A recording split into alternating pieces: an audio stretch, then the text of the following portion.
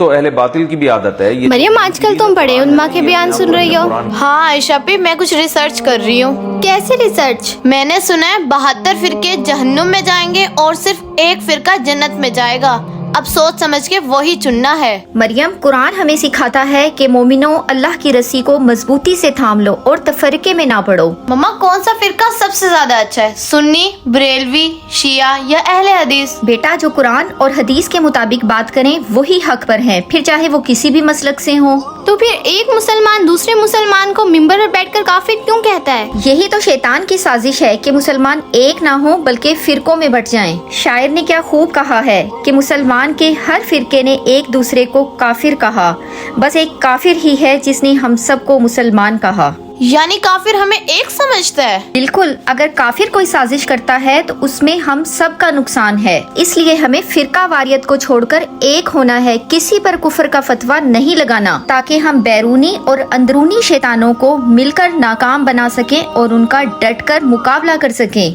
آج سے ہم کسی مسلک کو برا نہیں جانیں گے، ہم سب ایک ہیں اور ہم سب مسلمان ہیں۔ سبحان